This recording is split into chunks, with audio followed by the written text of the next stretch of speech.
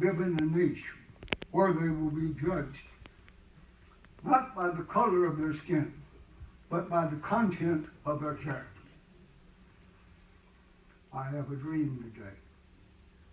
I have a dream that one day down in Alabama, with its vicious racists, with his government having his lips dripping with the words of interposition and nullification, one day right there in Alabama, little black boys and black girls will be able to join hands with little white boys and white girls as sisters and brothers. I have a dream today. A speech that is replete with the suggestion that without Martin Luther King Jr., there would never have been a Civil Rights Act passed by the Congress of the United States or signed into law by the President. On December the 1st, 1955, and I remember the occasion very well, Rosa Parks was arrested in Montgomery, Alabama, for refusing to give up her seat. The Montgomery bus boycott lasted 385 days. King was arrested, but his participation ended segregation in all of the Montgomery buses. This event alone transformed Dr. King into a national figure and the best-known spokesman of the civil rights movement in the history of the great country. In April of 1963, King began a campaign against racial segregation and economic injustice in Birmingham, and I remember the incident very well. Where Birmingham Police Department, led by Bull Connor, used high-pressure water jets and police dogs against protesters, including children.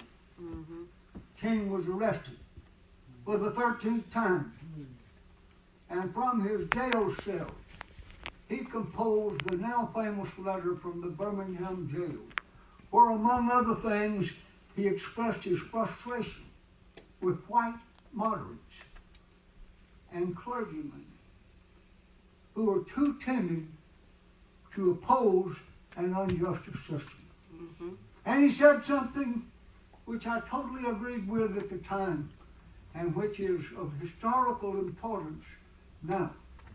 And this is what he said. And a lot of people resented it. He said, I have almost reached the regrettable conclusion that the Negro's great stumbling block toward freedom is not the White Citizens Council, or not even the Ku Klux Klan, but the white moderate, who is more devoted to order than justice.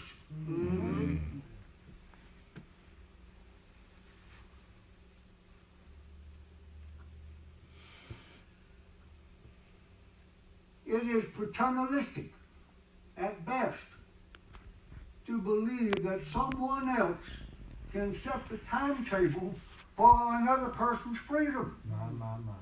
Right. To wait for a more convenient time or season.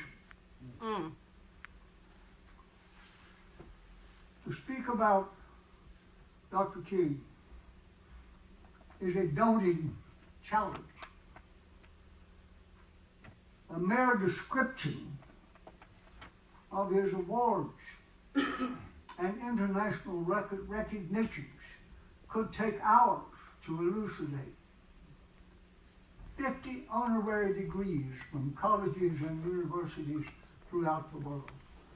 The youngest recipient of the famous Nobel Prize, the Presidential Medal of Freedom, the Congressional Gold Medal, hundreds of streets and buildings named in his honor. The erection of the Martin Luther King Jr. Memorial on the National Wall in Washington. The beginning words of I Have a Dream etched on the steps of the Lincoln Memorial. The Landmark for Peace Memorial in Indianapolis. The Homage to King sculpture in Atlanta. The Dream sculpture in Portland, Oregon. And the National Civil Rights Museum at Lorraine Motel in Memphis, where he was assassinated. Other memorials honor him around the world, in Hungary, in South Africa, in Israel, Ghana, and India. Dr. King moved the world, and so can we all. Few of us will have the greatness to bend history itself, but each of us can work to change a small portion of events. And in the total of all of those actions will be written the history of this generation. It is from numberless diverse acts of courage and belief that human history is shaped, as evidenced by the entire life of Dr. King. Each time a man or a woman stands up for an ideal or acts to improve the lots of others or strikes out against injustice, these ripples build a current that can sweep down the walls of oppression and resistance. And yes, one man can make a difference.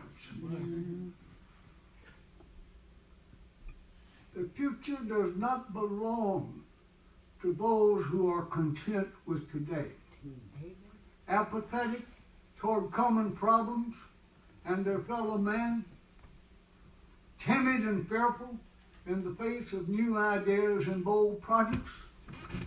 It will belong to those who blend with vision, with reason and courage, in a personal commitment to the ideals and the great enterprises of American society.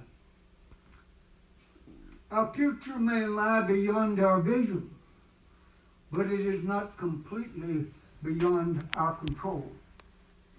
It is the shaping impulse of America that neither fate nor nature nor the irresistible tide of history, but the works of our own hands that will determine our destiny. That was Dr. King's promise. As Dr. King said many times, in parts of this nation,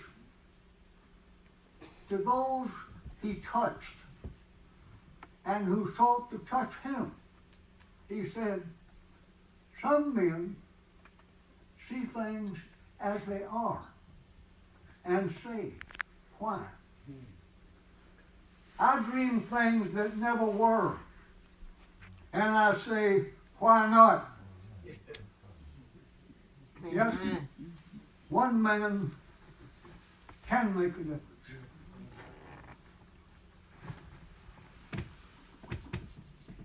I agree with what Dr. King always said.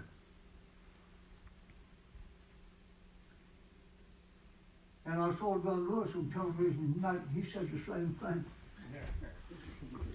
And John's an old friend of mine. He said, if you see something that is not fair or just,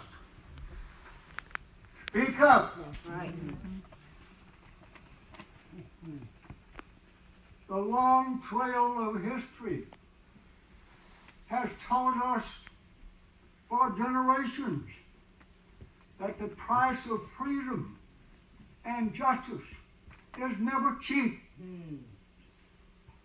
It is an unending journey. that has challenged the courage, the strength, and the faith, and the tenacity of a free people Yes. from the beginning of time to the present. Yes. And it requires our eternal vigilance and courage. And we need to speak up, as John Lewis and Dr. King said. Amen. Speaking up, I remember, in conclusion, I remember something that happened in World War II, in my war. There was a man in Germany. His name was Martin Niemöller. He was a famous Protestant preacher. Hitler didn't like him and ultimately rounded him up and put him in one of the concentration camps, along with so many others. When Patton's Third Army was rushing across the hinterlands of Germany on its way to Berlin,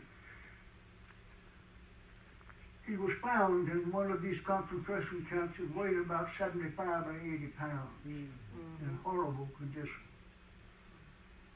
and was rescued by the American troops. And he made a rather compelling statement several months later. He said, when Hitler came for the Jews, I didn't speak up because I wasn't a Jew. And then he came for the trade unionists, and I didn't speak up because I wasn't a member of the union. And then they came for the Catholics, and I didn't speak up because I wasn't a Catholic. And then they came for me, and there wasn't anyone left to speak up. My God, my God. So, my friends, one man or one woman can make Yes, a great difference. Yes, they can. yes. Thank you for asking me to come here and share my beliefs with you. Amen.